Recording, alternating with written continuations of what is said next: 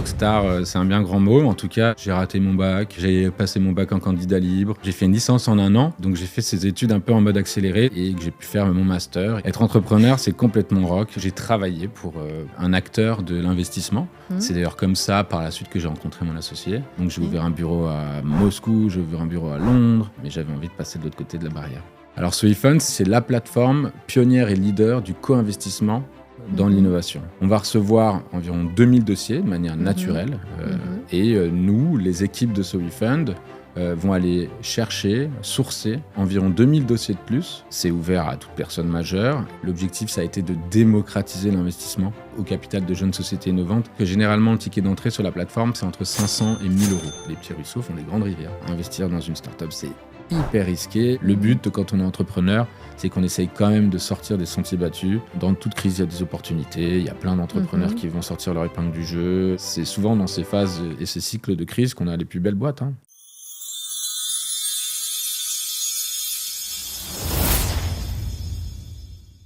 Bonjour Benjamin. Bonjour Audrey. Donc tu as cofondé Soifund. Absolument. Voilà. Donc c'est une plateforme où particuliers et professionnels investissent dans les meilleures startups.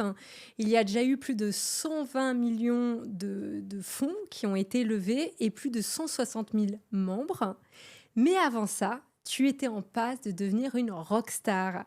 Donc comment on passe du rock à l'investissement ? Déjà, merci de me recevoir. Alors, rockstar, c'est un bien grand mot. En tout cas, c'est vrai que quand on est jeune et qu'on fait de la musique, on se dit qu'on va pouvoir propager sa musique le plus possible. Il n'y a pas vraiment de raison. J'avais pas vraiment de raison à mon parcours. J'ai fait un parcours. J'ai fait des études pas très brillantes. J'ai été au lycée, j'ai raté mon bac. J'ai passé mon bac en candidat libre. Une fois que j'ai eu mon bac en candidat libre, j'ai fait un BTS en management des unités commerciales, mais qui était conditionné. Et j'ai fait une licence en marketing en même temps, qui était conditionnée à l'obtention de mon BTS en management des unités commerciales. Bref, j'ai fait une licence en 1 an en candidat libre. Donc vous voyez, donc j'ai fait ces études un peu en mode accéléré. C'est qu'après que j'ai été dans une école de commerce de la Chambre de Paris. Et que j'ai pu faire mon master et que j'ai repris quelque part sérieusement les études, mais vraiment en accéléré. Et jusqu'alors, moi, ma passion, c'était la musique. D'abord par le biais du saxophone, où j'ai fait une école de jazz à partir de 15 ans, l'American School of Modern Music. Et c'était passionnant et j'adore la musique, je suis un grand passionné. Et puis après, en effet, j'ai eu la chance de rencontrer des personnalités et une personne, un producteur et un éditeur qui a fait que de fil en aiguille, c'est plutôt dans la chanson française et dans le rock que je me suis épanoui et que je me suis produit à de nombreuses reprises pour faire un puis 2 albums. Mais ça a été plus un succès d'estime puisque vous m'avez pas reconnu en tant que chanteur et vous m'avez pas invité pour cette raison. Mais voilà, c'était très intéressant et ça apporte beaucoup, ça m'a beaucoup apporté. Mais on peut dire aussi qu'être entrepreneur, c'est un peu rock, non ? Être entrepreneur, c'est complètement rock, je suis bien d'accord avec vous. De toutes les manières, le parallèle qu'on peut faire, c'est juste que j'étais un porteur de projet. Un passionné. Un passionné qui avait qui a dû créer et s'entourer d'une équipe de musiciens qui étaient brillants, et qu'il fallait manager comme quand on est dans une entreprise. Donc c'est vraiment l'idée, c'est de créer cet élément collaboratif. C'est juste que c'est autour d'une autre industrie et puis quand même avec un peu plus de création. Alors comment t'es venue l'idée du coup de Soifund ? C'était dans le prolongement de ces fameuses études en master. J'ai fait le choix, puisque j'étais assez âgé, de faire un master en apprentissage et qui m'était permis. Donc j'ai travaillé pour un acteur de l'investissement qui s'appelait Paris Business Angels à ce moment-là. C'est d'ailleurs comme ça, par la suite, que j'ai rencontré mon associé. Et de fil en aiguille, à force de bosser dans cet écosystème, j'ai aussi travaillé pour une société américaine qui s'appelait Angelsoft, qui maintenant s'appelle GUST, GUST, et qui est une grande plateforme de gestion du deal flow. Alors, il y a plein de mots anglais, plein de mots anglophone et anglais malheureusement dans mon discours, mais parce que le monde de l'investissement est très anglophone. On parle de private equity, on parle de plein de mots un peu barbares. Donc n'hésite pas à me reprendre s'il le faut. Et voilà, j'ai intégré ce secteur de l'investissement par le biais d'abord de mes études, et puis ensuite, j'ai travaillé assez longtemps, donc 5 ans, pour cette plateforme américaine. Ça a été une grosse période de développement de carrière pour moi, puisque j'ai développé, vraiment fait de l'intrapreneuriat pour cette société. Vraiment, j'ai représenté cette société en France, puis dans le reste de l'Europe, puis en EMEA. Donc j'ai ouvert un bureau à Moscou, j'ai ouvert un bureau à Londres. J'ai eu la chance de beaucoup voyager. Et c'était très sympa, mais j'avais envie de passer de l'autre côté de la barrière. Super. Alors du coup, comment fonctionne SoWeFund? Alors SoWeFund, aujourd'hui, c'est la plateforme pionnière et leader du co-investissement dans l'innovation. Notre métier, c'est d'identifier et de sourcer les meilleurs projets possibles. Donc, c'est vraiment les meilleures startups de l'écosystème, et de les présenter à notre communauté d'investisseurs, qui est en effet composée d'un petit peu plus de 160 000 membres. Si je reprends les chiffres, on va recevoir environ 2000 dossiers de manière naturelle. Et nous, les équipes de SoWeFund, vont aller chercher, sourcer environ 2000 dossiers de plus, pour in fine en présenter qu'une quarantaine à notre communauté. Donc c'est un petit 1% des dossiers qu'on va sourcer ou recevoir. Et la difficulté et notre positionnement fait qu'en plus, on ne présente principalement que des dossiers qui ont reçu une intention d'investissement ou qui sont backés, donc ils sont déjà financés par des fonds d'investissement, VC, professionnels, qui sont financés par des family office, bref, par des investisseurs professionnels à nos côtés. Pour plein de raisons, je pourrais vous l'expliquer, mais c'est vraiment ça notre élément différenciant par rapport au reste du marché, et notre positionnement bien établi. Et comment vous faites pour sélectionner les pépites parmi tous ces dossiers? Alors, j'ai la chance de m'être entouré de brillantes personnes. Je pense notamment aujourd'hui à Alexandre et Camille dans notre équipe d'investissement, ainsi que les personnes qui l'accompagnent.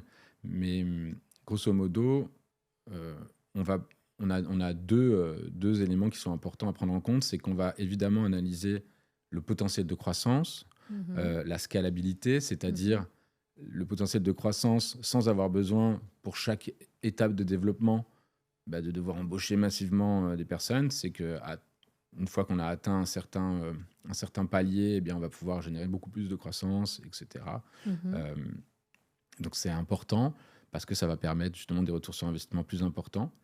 Et puis ensuite, dans notre secteur, on a une petite particularité, c'est qu'on peut aussi être très sollicité pour engager des communautés. Donc, on va avoir deux approches. C'est qu'on va avoir ces entreprises dans le B2B, que ce soit, nous, on aime beaucoup ce qu'on appelle les deep tech, donc des entreprises issues des centres de technologie, comme le CEA, l'énergie atomique, plein d'autres acteurs du monde des nouvelles technologies et de la recherche. Et on va essayer d'accompagner ces projets dans leur phase de financement, parce que c'est des projets qui, généralement, sont très innovants et disruptifs. Et puis, on va aussi accompagner des entreprises plus dans le domaine du B2C, donc à destination du grand public. Pour vous donner des exemples, des projets comme l'Uni, qu'on avait financé, qui est une petite fabrique à histoire. Si vous avez des enfants, qui était là, qui a été un des produits les plus vendus comme petite. C'était une petite fabrique à histoire verte, et on les a connus. Ils avaient à peine une trentaine de milliers de précommandes, et maintenant ils ont vendu des centaines de milliers de boîtes à histoire, et ils ont créé presque un peu le iTunes Store de l'histoire pour enfants. Donc c'est une très belle boîte qui s'est très bien financée. Mais ça va être aussi des Équateurs, qui sont des entreprises qui sont un distributeur d'énergie verte, donc qui vient s'attaquer au Engie, tout simplement, ou EDF, avec la libéralisation de marché. Ok, donc qui peut investir aujourd'hui? Les jeunes, voilà, c'est accessible à qui? Qui sont nos membres? Aujourd'hui, vous pouvez vous inscrire gratuitement sur la plateforme. C'est ouvert à toute personne majeure et notre communauté, elle est composée de 160 000 membres, ça commence à faire beaucoup. Et donc, on va avoir des typologies. Alors, malheureusement, je vais vous dire que c'est malheureusement le profil type, c'est un homme qui a plutôt 45 ans et qui est en deuxième partie de carrière et qui va pouvoir investir une partie de son épargne, une partie de ses revenus dans des sociétés et diversifier ses investissements. Mais heureusement, ce n'est pas qu'un homme. On a beaucoup de femmes, on a de plus en plus de femmes qui investissent. Et on va avoir une typologie d'investisseurs très différents. On va prendre Alix, qui est elle qui va investir parce que elle a envie de donner du sens à son épargne. Elle a envie de savoir exactement où va son argent. Elle est Mhm.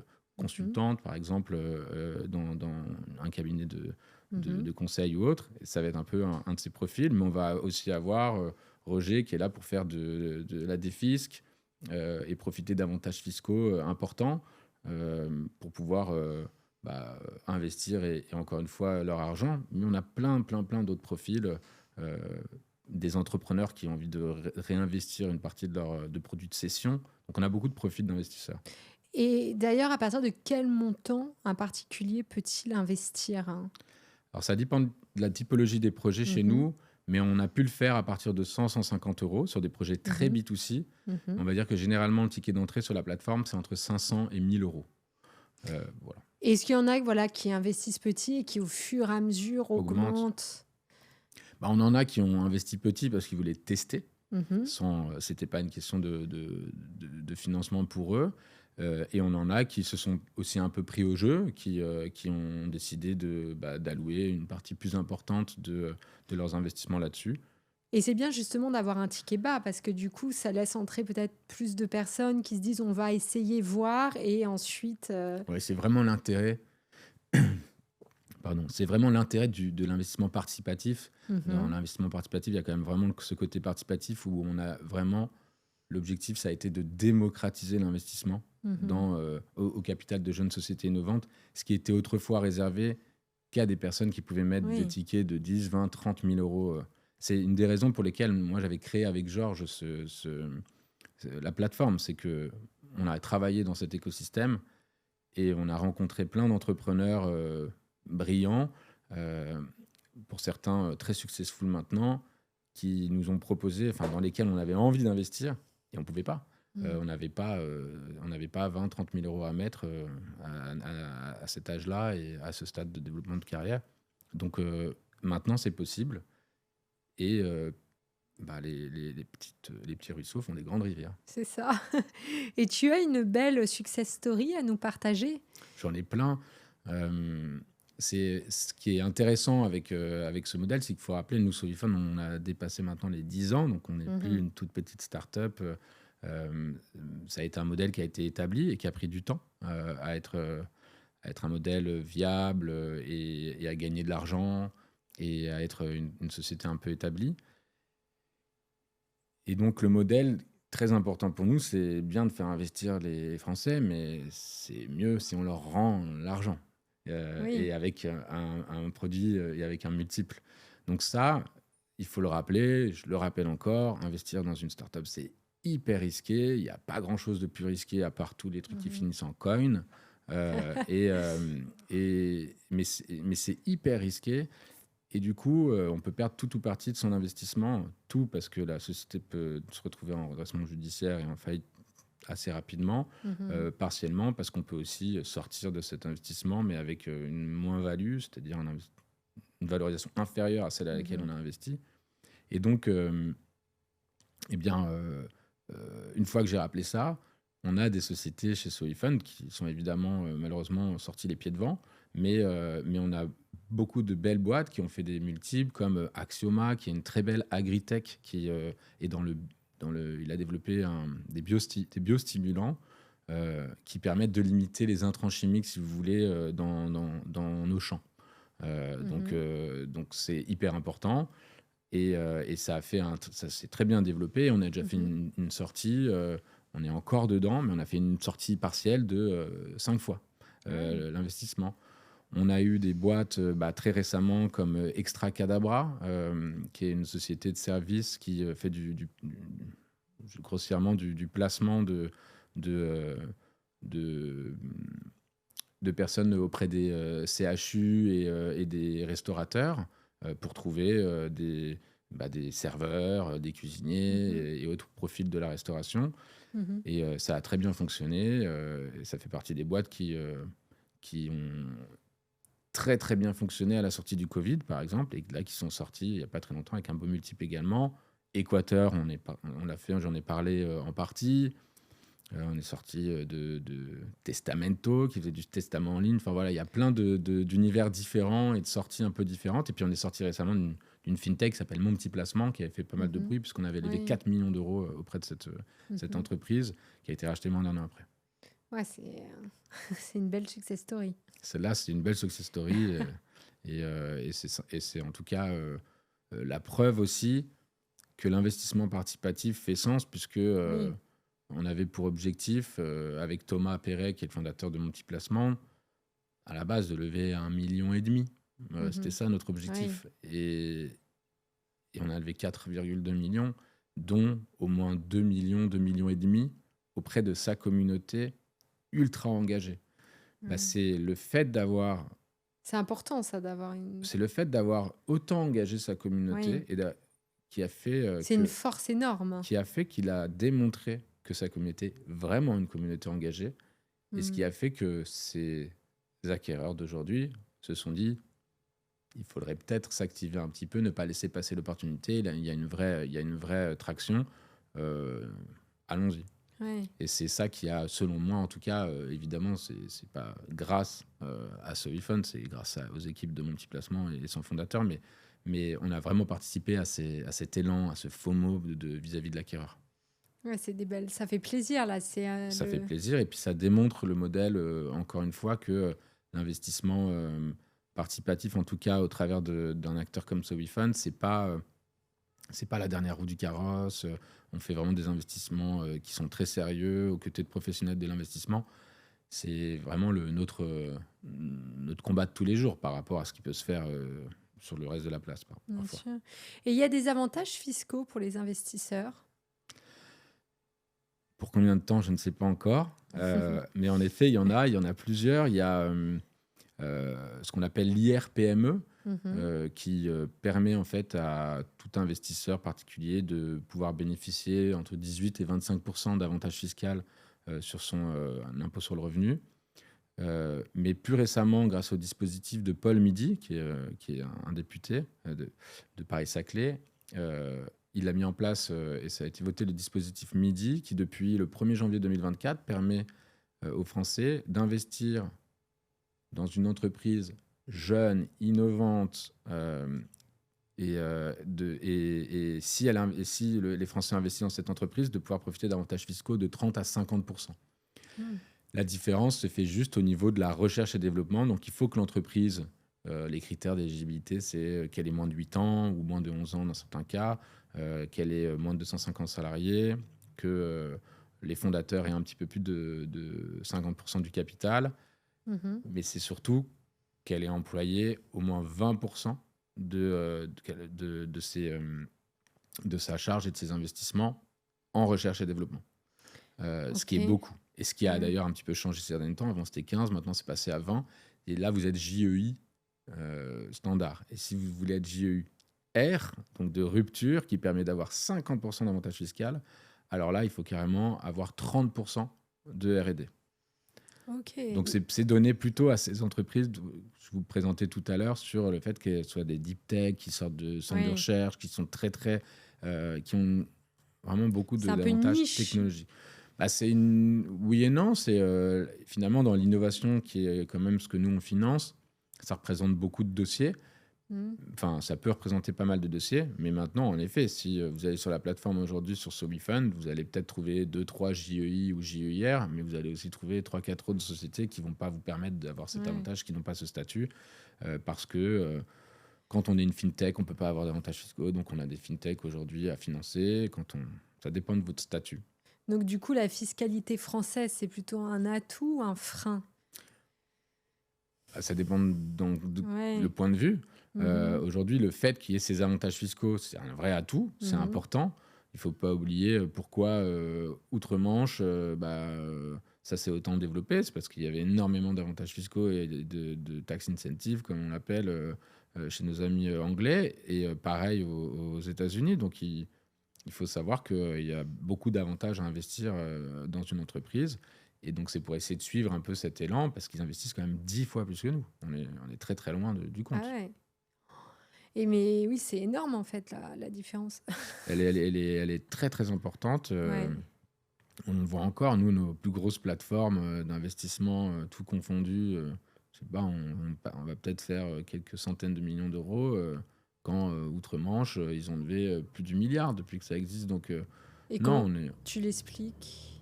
parce que aujourd'hui, les Français sont pas encore suffisamment enclins à investir massivement dans cette économie, dans le capital risque. C'est une mentalité, on est Ouais. un peu plus averse au risque que nos amis anglo-saxons, tout Ils sont moins simplement. parieurs. On est moins joueurs que c'est. Ouais. Mais bah, le livret A et tout ça, on est la Oui, démonstration. c'est ça. Et c'est quelque chose qu'il faut. Enfin, voilà, il faut que ça évolue très Ouais. clairement.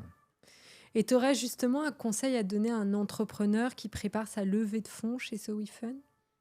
J'en ai plein, mais bah, s'il veut postuler chez nous, déjà, il faut qu'il ait déjà des co-investisseurs, donc ça va être Mhm. compliqué. Ou exceptionnellement, s'il n'a pas de co-investisseur encore, il faut qu'il soit JEI ou JEIR, Ok. pour qu'on puisse l'accompagner et trouver des co-investisseurs. Mais grosso modo, le conseil, c'est on va partir du principe qu'il a une communauté qu'il a envie d'engager. Mhm. Là, ce qui est vraiment important, bah, c'est qu'il sache que ça ne va pas se faire tout seul. Mhm. Nous, notre travail chez SoWeFund, c'est on fait souvent des campagnes en deux phases. Une Mhm. phase, une fois que on s'est tapé dans la main, qu'il a été sélectionné et qu'on est d'accord pour travailler ensemble, on a une phase où on va vraiment l'accompagner et dérouler notre playbook pour l'accompagner à euh, maximiser Mhm. l'intérêt et l'adhésion de sa communauté.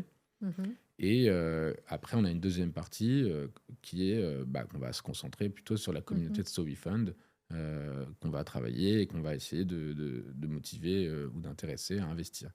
Et donc, l'entrepreneur, pendant la phase 1, qui est celle pour maximiser sa communauté, il doit être présent, très actif, être réactif, inciter intelligemment et donc suivre nos recommandations, mais être proactif dans sa campagne parce Mhm. que, euh, parce que c'est quand même les représentants de l'entreprise et c'est eux qu'on a envie de voir, qu'on a envie de soutenir et dans lesquels on va ou non investir. Bien sûr. Et tu dirais justement qu'une levée de fonds, c'est plus une question de chiffre ou de storytelling? Ouais, les deux. Les Les deux, mon pote. deux? Euh, 50-50? non, non, heureusement. En tout cas, pas chez nous, parce que nous, on va quand même être très attentifs aux chiffres. Mais on finance quand même des sociétés qui sont hyper jeunes. Mhm. Euh, et, et j'ai plein d'exemples. Même récemment, on a financé une société il y a 1 an et demi. Elle vient de faire un pivot radical. Elle faisait des vélos, elle fait plus de vélos. Ok. Maintenant, elle fait des batteries. Donc, si vous étiez là pour financer vraiment que des vélos, bah, c'est raté. Vous voyez, Ouais. donc, mais moi, j'apprécie beaucoup parce que Mhm. plutôt que de s'enfermer et d'aller cracher son entreprise et d'aller droit au mur parce qu'on voit que ça va pas fonctionner, faire ce pivot, c'est se laisser une chance et c'est avoir identifié un vrai pain point, une vraie opportunité de Mhm. marché et donc ce qui va lui permettre de beaucoup plus se redresser la barre, de pivoter et d'avancer. Mhm. Donc ça, c'est vachement bien. Et c'est quoi ta question juste avant. C'était sur les. Est-ce qu'une levée de fonds, c'est plus Ah, c'est plus les chiffres ou le storytelling? et bah, je pense qu'il faut être très attentif aux chiffres. Mhm.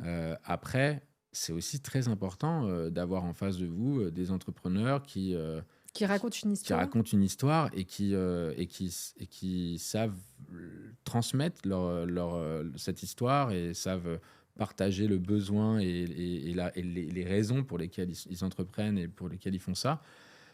Parce qu'ils vont devoir la vendre aussi, cette histoire, Oui. à des gens, Ouais. si c'est un produit ou service, à d'autres personnes qui vont devoir y Mm, adhérer. mm, mm. Et donc, c'est assez rassurant. Nous, pour moi, ça a toujours été très important que dans une équipe, par exemple, très technique, dont on parlait tout à l'heure, il y ait quand même quelqu'un qui soit un petit peu business développeur, qui soit un peu commercial, parce que les Mhm. fondateurs sont les premiers commerciaux de leur entreprise.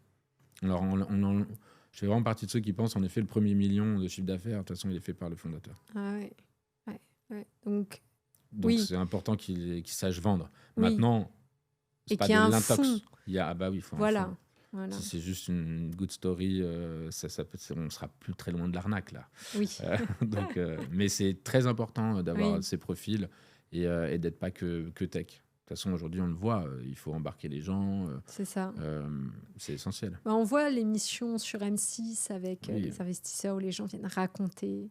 Bah là, on est carrément en mode télé. Donc là, Voilà. Donc là, c'est un peu, oui, là, on n'a le. que des dossiers qui peuvent raconter une histoire. Mhm. C'est évidemment les biais de ce type d'émission, mais c'est une émission qui est très bien pour justement démocratiser le fait qu'on puisse investir dans les Tout à fait. startups, le fait que ce soit bien d'entreprendre. Voilà. Ouais. Et c'est quoi les grandes tendances que tu observes en ce moment dans l'investissement des startups? En dehors de l'intelligence artificielle. C'était Euh, ma question suivante.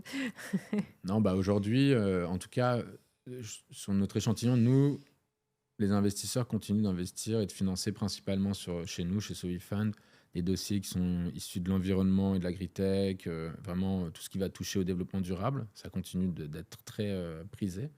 Euh, Ensuite, c'est la santé qui plaît beaucoup. Et la santé, globalement, dans le monde du private equity en France, c'est très bien financé. En tout cas, Et tu l'expliques comment? Parce que moi aussi, j'ai remarqué ça, que la santé en ce moment bah, a une place importante. je pense qu'il y a plusieurs raisons. C'est quand ça fonctionne, c'est des multiples qui sont très importants et ça fonctionne bien. Quand on a un prisme très investisseur et héroïste. Ensuite, on a aussi le fait que ça parle. On a tous quelqu'un dans notre entourage qui a été touché plus ou moins par le produit ou service qu'est en train de développer la société en santé, euh, quel que soit son développement, que ce soit un médicament, que ce soit un traitement. Donc, c'est assez intéressant et ça parle et donc ça, on a envie de soutenir. Et puis, et puis parce que c'est une belle industrie en France, c'est qu'on Mhm. a on a quand même aussi des champions des français, des multinationales qui sont français, donc au moins il y a une suite, il y a des exits Mhm. possibles, même si dans la santé, si on n'a pas un pied aux États-Unis, c'est compliqué de sortir parce que le Ah oui. gros marché, il est quand même, Ouais. il se fait beaucoup plus vite, en tout cas dans le monde des startups aux États-Unis, on le voit. Et aussi parce que on a beaucoup plus de réglementation en Europe. On est un Ok. peu plus dur en France pour les autorisations de mise en marché que la FDA aux États-Unis. Mais donc, il y a ces secteurs. Et évidemment, il y a l'intelligence artificielle, mais à toutes les sauces. Ah oui. Et c'est un peu comme l'époque justement des cryptos, de la blockchain du Web 3. Toutes les boîtes avaient qui n'avaient rien toutes les boîtes, même dans la santé, avaient dit oui, mais j'ai aussi l'idée de développer mon token pour faire ceci. Bon, c'est passé de mode, ça c'est Mhm. fini. Mais il y a beaucoup d'investissements qui se font dans ce secteur-là, des projets beaucoup plus technologiques et techniques. Mhm. Et aujourd'hui, dans l'intelligence artificielle, c'est pas mal financé, mais je pense que c'est surcoté maintenant. Oui, c'est ça. Est-ce que tu penses que c'est juste une bulle ou est-ce que ça va être un tournant durable? Alors, est-ce que l'intelligence artificielle, en tant que telle, en tant qu'innovation et une bulle, je pense pas. Je pense que ça va être quelque chose qui va être durable et qui est euh, Mhm. vraiment aussi disruptif qu'effrayant, mais qu'Internet. C'était Mhm. vraiment, voilà, C'est une révolution, c'est en une fait. vraie révolution Mhm. et tâchons de faire qu'elle soit positive. Mhm. En tous les cas, moi, je suis convaincu qu'il n'y aura pas de marche arrière sur le fait qu'on va tous devoir travailler et on va tous être entourés d'intelligence artificielle euh, plus ou moins Mhm. intelligente, mais on n'aura pas trop le choix et on va devoir s'y faire comme maintenant on vit dans le monde avec Internet. Et donc, il va y avoir de nouvelles fractures sociales. Je ne rentre pas dans le débat, mais il va y avoir plein de sujets Bien là-dessus qui sûr. sont passionnants et qu'il y a plein de choses magnifiques, mais aussi plein de choses effrayantes. Et si je prends le prisme juste de l'investissement, là, je pense qu'on est dans une énorme bulle. Ok. Parce que on finance, on met j'ai du mal à voir le rationnel entre les montants investis et les montants qu'on peut espérer dans cette typologie de projet. En gros, vous êtes à une période où, comme c'est la mode et on sait tous que c'est la prochaine révolution, tout le monde y va, mais je crois que beaucoup vont y laisser leur plume. Il n'y aura que très peu d'élus. Et donc, je connais beaucoup de personnes qui sont maintenant qui disent mais moi, j'attends la prochaine vague en fait, hein, parce que Ouais. là, c'est un peu trop. Mais, mais c'est un débat, et puis de toute façon, on est assez en retard, nous, dans le Oui. schéma. Hmm. Bah, on n'a pas mis les mêmes ambitions que nos amis US ou que nos amis Bien sûr. asiatiques, mais chinois. Euh, donc on verra. Mais moi je suis optimiste. Je pense que c'est pas qu'une histoire d'argent. Donc on a les talents, on a beaucoup de très bonnes idées. On verra ce qui se passe par la suite. Maintenant, il ne faut pas laisser passer le coche non plus, quoi. Ok. Et il y a aussi le contexte actuel, politique, économique. En tant qu'entrepreneur, donc, dans quel état d'esprit on doit être? En ce moment même, à l'instant où Mhm. on fait ce podcast, c'est quand même. Il y a beaucoup de chahuts autour de Mhm. nous, de brouhaha sur cette taxe Zuckman, sur l'instabilité politique qui fait que concrètement. En fait, moi, c'est ça que je regrette le plus. C'est à quel point on n'arrive pas à apporter un peu de stabilité à notre pays pour simplement rassurer les investisseurs étrangers, nous permettre Hmm. d'avoir des horizons qui sont un peu plus importants sur une durée un peu plus longue que 3, 4, 5 ans. Ça, c'est difficile. Et particulièrement sur la partie fiscale, à plein d'égards, dans le monde de l'investissement.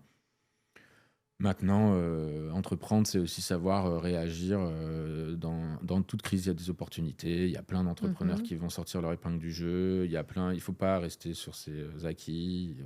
Ouais. Donc c'est un peu la loi du marché. Mais honnêtement, c'est pas hyper enthousiasmant, quoi. L'écosystème aujourd'hui, le politique, Mhm. macroéconomique, on le sent bien. Oui, C'est, tout le monde le sent de toute voilà, ce n'est façon. pas qu'une histoire d'investissement ou de Hmm. start-up. Là, c'est un peu plus général. Donc, mais il faut, en tout cas pour les entrepreneurs, c'est souvent dans ces phases et ces cycles de crise qu'on a les plus belles boîtes, hein. Oui, oui, donc Les Airbnb sont créés comme ça, les Facebook, Kenko, tout le monde, enfin faut beaucoup voir de. aussi les crises comme une opportunité Bah, pour les entrepreneurs, oui. pour les entrepreneurs. Après, il y a ceux qui prennent la crise quand même. Mais, C'est ça. ouais. Mais du coup, est-ce que tu aurais un livre, un film pour que les entrepreneurs, justement, gardent la motivation?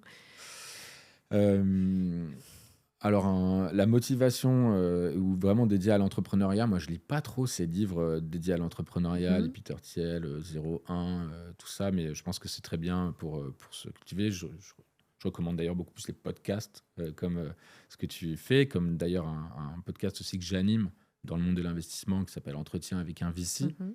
Euh, donc, dans le monde de l'investissement, bah, voilà, je vais me faire mon petit instant autopromo. Mhm. Mais après, euh, les films, bah, ça va être les séries. The Founder, c'est quand même assez efficace, qui est le Mhm. fondateur de McDonald's, comment il a transformé Mhm. cette idée de fast-food en empire. Euh, je me rappelle plus du nom de cette série de, où toute la famille est dans les médias et je l'ai pas, C'est pas grave. Je vois mais pas là comme ça, mais Euh, en fait, dès qu'il y a. Moi, j'aime bien, et donc je recommande pas mal de regarder les séries qui sont liées aux avocats, aux histoires d'avocats. Je dis qu'il y a toujours des idées, on essaie toujours de Mhm. trouver des solutions, il y a toujours des petits coups de Trafalgar. Le Mhm. but, quand on est entrepreneur, c'est qu'on essaye quand même de sortir des sentiers battus, Mhm. et il faut selon moi, toujours marcher sur la ligne jaune sans trop la franchir, quoi. Mhm. Mais faut pas rester. C'est notre job de repousser un peu les limites et les Ouais, murs. Nous, on a créé une société qui il n'y avait pas de réglementation à l'époque. ouais. Et la réglementation, elle s'est faite, et elle a été accompagnée, et elle a évolué Mhm. aux côtés d'acteurs tels que So We Fun. Et toi, justement, d'où vient ton inspiration?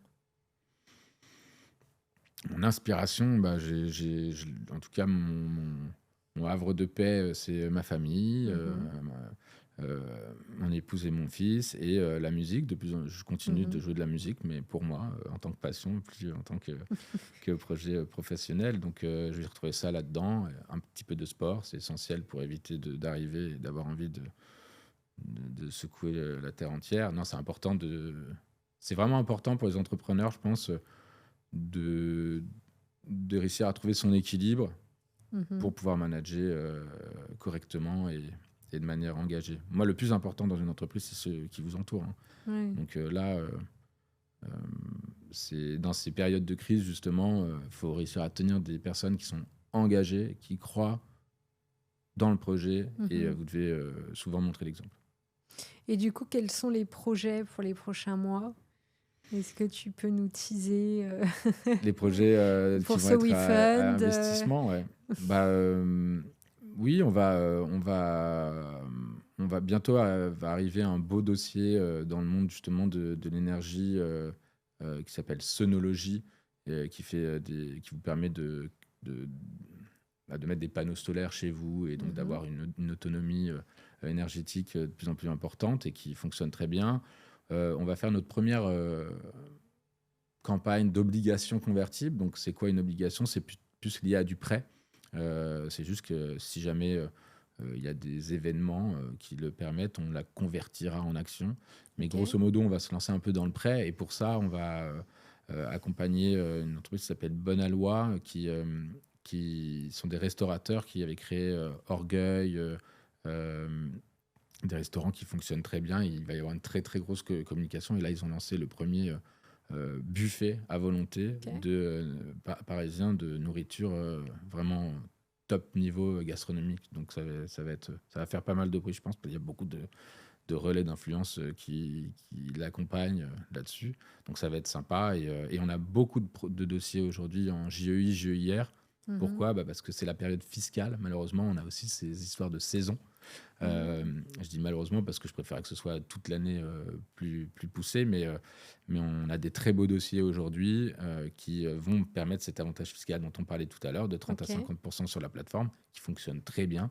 Et on espère que, moi, je recommande les investisseurs, les particuliers, de pas attendre la dernière minute pour essayer de trouver un dossier et profiter d'un avantage fiscal. C'est souvent le mauvais plan. Voilà. Ouais. Ok.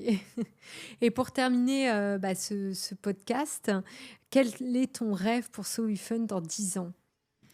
Bah, moi, j'aimerais avant tout que Soifan me survive. Ok. Et donc, c'est ça mon rêve. C'est en tant qu'entrepreneur, parce que ce que je n'ai pas dit, c'est que Soifan a été racheté, donc intégré par le groupe Founders Future, qui est porté par Marc Ménassé, en août 2023. Et donc Mhm. maintenant, on appartient au groupe Founders Future, qui est une super société de gestion qui a financé des boîtes comme Yuka, Lydia, Ouais. 900 Care, plein de magnifiques startups et bien d'autres aujourd'hui, qui se développent très très bien. Et donc, l'idée, c'est d'être un peu cette branche retail, donc de permettre voilà, de toujours proposer des meilleurs deals. Et donc, moi, ce que j'espère, c'est que ça va participer à l'ambition euh, très importante et dans laquelle on a beaucoup d'alignements de Marc Ménassé pour pouvoir démocratiser l'investissement auprès du grand public. Bon, c'est un beau rêve Ouais, tout ça, hein. il y a des beaux challenges en tout cas. Ouais. Voilà. Merci beaucoup, Benjamin. Merci Audrey. Merci pour ton partage d'expériences très passionnante. Et je te souhaite plein de bonnes choses pour la suite pour So We Fund. Merci à toi Audrey. À bientôt. À bientôt. Eh ben, j'espère que l'épisode vous a plu. Et si c'est le cas, n'hésitez pas à le partager autour de vous, à liker et à vous abonner à la chaîne pour suivre nos prochains invités. Merci beaucoup.